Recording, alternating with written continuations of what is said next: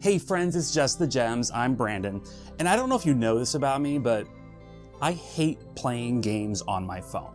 Literally, and I'm not kidding.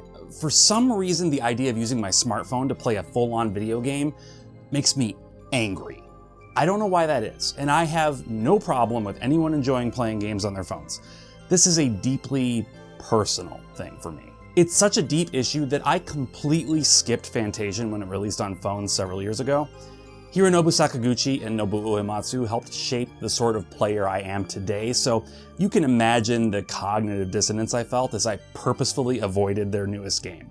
Time went on, and gradually Fantasian faded into the back of my mind. And then, Square Enix announced Fantasian Neo Dimension. This is the full Fantasian experience, updated for consoles, and I cannot adequately explain how good it feels to play a Sakaguchi game again. Let's just get into the review.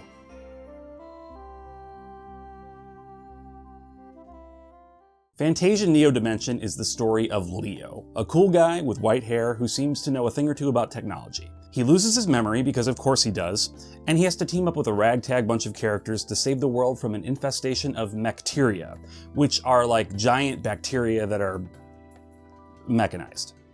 I probably didn't need to explain it, the name pretty much spells it out. These mechteria are coming from a wormhole that just opened up in the sky one day, which, if the title didn't already spell it out for you, heavily suggests there are multiple dimensions involved in this story. So, will this end up being a multiverse of madness? Or will it be an endgame of... Look, I haven't seen a Marvel movie in like 10 years. I'm sorry, I wanted to sound cool. My first impressions of the full game were that this feels like Final Fantasy. Not the modern Final Fantasy, which has gone in wildly different directions with each new entry since Final Fantasy X, but like an old school Final Fantasy. It makes sense, right? Hironobu Sakaguchi had such a big hand in those earlier Final Fantasies. It stands to reason that a lot of what made them feel like Final Fantasy had to do with him. I like to believe that I'd feel this exact same way even if I didn't know Mr. Sakaguchi was behind it. The story, the characters, their interactions, it's a very signature style. Even the whole amnesia trope doesn't bother me in this context. Yes, the amnesiac protagonist thing is way overdone, but in the context of a story like this, with characters like this, it works because it helps to further trigger that nostalgia. I sort of wonder if it would have had the same effect on me if I'd given in and played it on my phone. Would the technology I was using have dampened the feeling of nostalgia? I can't say for sure, but I feel like it might have. The biggest and most noticeable change to the game from its mobile roots is the addition of full voice work for the entire story. I have to say, the voice acting really goes a long way toward making this feel like a premium experience. Not only are the actors all really good, but the direction is solid too. There are almost no awkward line readings brought about by missing context, so props to the team who handled the recording sessions.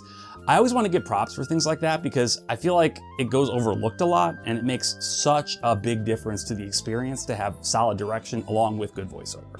And the voice work definitely elevates the characters to heights I don't believe they'd reach without it.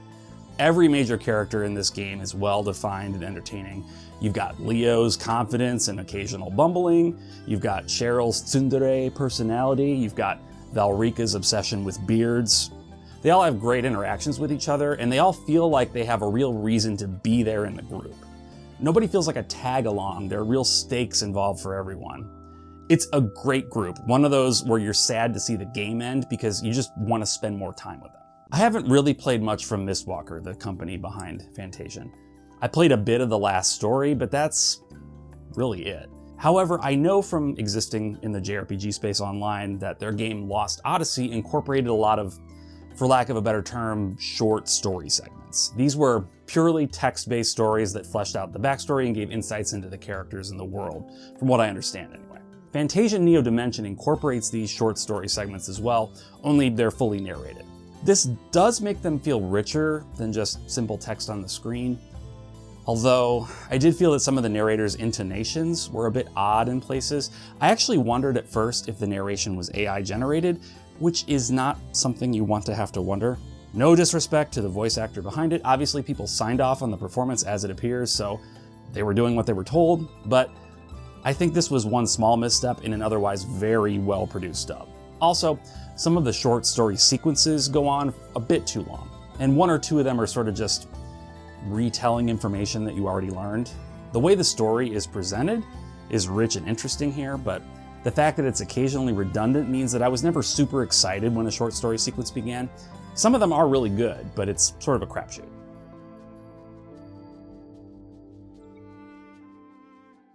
The battle system is pretty unique, and after I overcame the initial learning curve, I ended up really liking it a lot. Attacks are based on a trajectory. Your characters remain stationary at all times, and they launch projectile attacks from their weapons. You use the joystick to control the path of the attack. Some attacks target an individual monster, which means you take aim and fire, and it's as simple as that. Some attacks, though, will actually target any enemy within the path of its trajectory. This means you have the opportunity to line up multiple enemies and hit them all at once.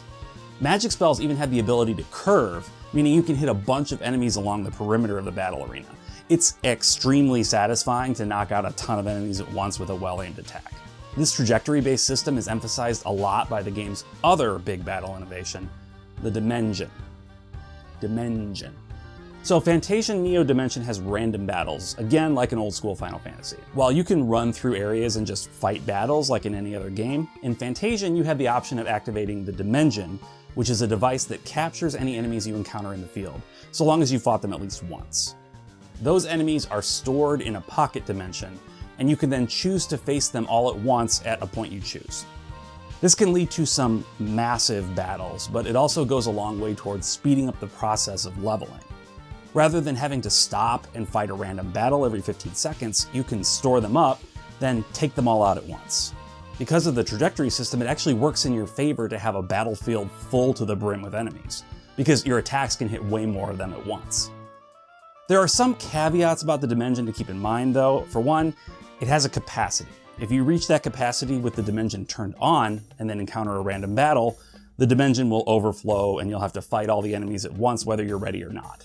This is really easy to mitigate though, because you can just turn the Dimension off until you're set. You can also upgrade it a couple of times throughout the course of the game to increase its capacity and to give you more battle bonuses like increased attack. It's a really cool idea, and it's one I hope Mistwalker continues to iterate on in future titles because I think there's a lot of potential here. This is also the rare JRPG where status effects are generally effective against most monsters, even bosses. Though not 100% of the time, for the most part, you can buff yourself and debuff a boss, and managing those buffs and debuffs is a big part of the strategy. In addition, some bosses have physical shields that move around the arena. This means that you actually have to employ a bit of timing into your turn-based maneuvering so your attack actually connects with the boss. It can be a bit tricky at times, but it's actually pretty engaging, and it's another example of a bit of outside-the-box creativity that makes this game feel so special. I have some minor quibbles with the battle system, of course. I would have preferred a bit more variety in terms of special moves. Almost every move a character does is nearly identical to their standard attack, often with just some sort of elemental effect applied to it. Also, in any game where you have to accurately aim a straight line using a joystick, you can expect it to get a bit fiddly from time to time. I guess they could default to having the targeting automatically aim at the most enemies possible, but then that would basically ruin the fun of actually being able to line up a killer attack on multiple enemies, so that's probably not a good solution. But those little annoyances aside, this is a really fun battle system that I honestly would like to see more of. I don't know how likely Mistwalker is to make this game into a series, but I would be in favor, if for no other reason than to see this alternate branch of turn-based evolution play out. Hey, real quick, if you're still here and you're enjoying this review, or if you hate this review but you've enjoyed any of the stuff I've made, would you consider subscribing? It helps me out a ton, and I appreciate it so much. Also, a like and a comment are very appreciated too. Okay, enough of that. Back to the thing.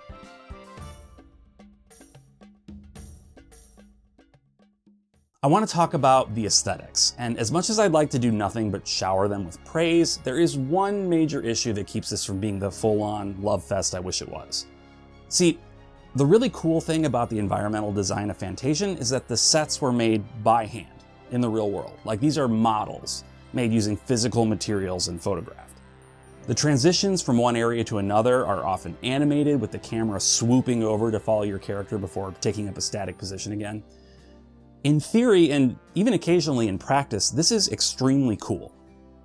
Unfortunately, these photographs, when blown up to TV size, often look pretty blurry.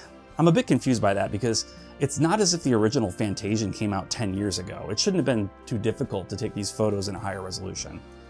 But I'm guessing they went with the smallest size that would still look good on an iPhone, maybe to save space, which does make sense, but sadly hurts the cool factor of the console release a bit. It's not so bad on my PlayStation Portal, where the smaller size lends itself a bit better to the resolution these photos were aiming for, and I imagine the Switch is similar, though I haven't tried the Switch version myself. Now, the music. I have to tell you, I did not fully realize how much I genuinely missed having full Nobuo Uematsu soundtracks in my life until I played Fantasian Neo Dimension. I know he's done soundtracks for other Mistwalker games, but those have been largely outside of my orbit until now. He is truly a master, and there's something really cool about hearing new music from him. In general, I'm finding that I miss the old days where JRPG soundtracks were primarily composed by one person. Nowadays, it seems most games have multiple composers, which is fine, but there's a certain singularity that's missing in those cases. Uematsu was the first game composer I really noticed, so to speak. Final Fantasy IV was the first game where I realized, hey, this music is doing something to me. Like, it's really good, and it's really fitting. It's enhancing the story, not just playing in the background. Fantasian is much the same. The music is just so darn good. I particularly like the battle tracks. They start out sounding a bit odd, like, are these really the battle songs?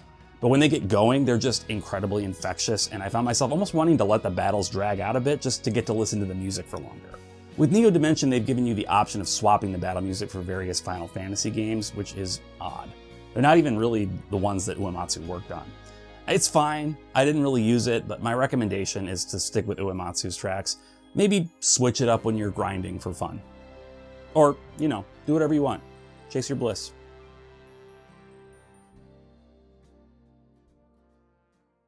Every few months, you hear people bemoaning the death of the traditional turn-based JRPG. And of course, like clockwork, detractors will immediately bring up several great examples that show turn-based JRPGs are thriving in 2024. This is another to add to the list. Fantasian Neo Dimension basically scratches all my nostalgia itches. The Sakaguchi story, the Uematsu soundtrack, turn-based gameplay that isn't content to just be run-of-the-mill and actually bring some new ideas to the table. It's got a light helping of tropes and a heavy helping of interesting world design. It knows its audience, and fortunately, with the console release, it's now free to reach so many more of them than it could before. It's really deeply satisfying to have played this game and to have had such a good overall experience with it. It's clear to me that Hironobu Sakaguchi still has the magic. As I get older, and as the heroes in the game industry that I looked up to start to retire, it's a really melancholy feeling to think about not having any more games from them in the future. Right? Like, at some point, we'll have played the last Hironobu Sakaguchi game. I don't think Fantasian is it. I hear he plans to keep it going, but still. It will definitely end sometime. That's why I think it's important to treasure these experiences when they happen. It's not every day the father of Final Fantasy releases a new game to a wide audience, so I'll be relishing this feeling for as long as I can. Anyway, that's all I have for now. Are you looking forward to Fantasian Neo Dimension? Did anything I say in this review catch your attention? Let me know down in the comments. Once again, if you wouldn't mind liking the video if you enjoyed it and subscribing if you're not already, I'd greatly appreciate it.